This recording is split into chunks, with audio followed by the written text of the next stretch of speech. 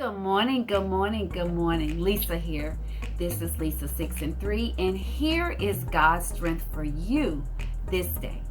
Our scripture reading is coming from 1 Corinthians 13. No temptation has overtaken you except such as is common to man.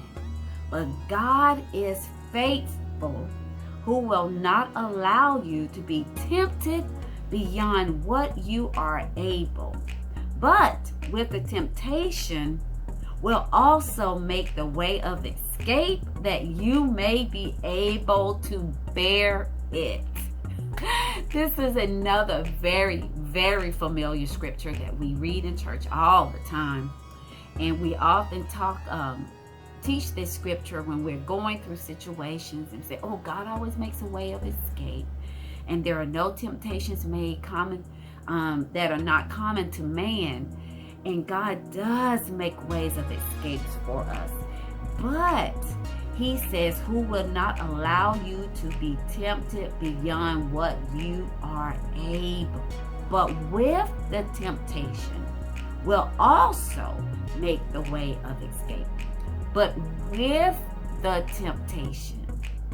So meaning we're going to go through those temptations. They are going to come.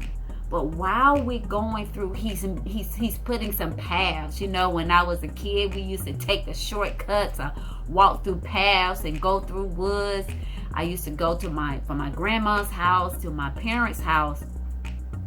And sometimes I would take the long route, and sometimes I would take the paths cutting through. And oftentimes those paths were taken so I can avoid the dogs that were at people's houses who were not on chains and who like to chase kids.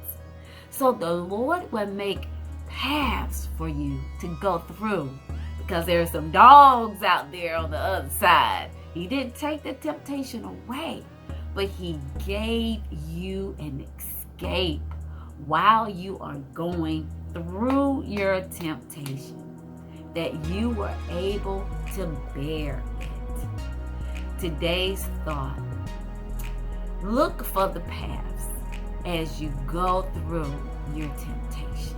Look over to the right, look over to the left, look this way. God is making paths for you to get through the temptations. Look for the paths.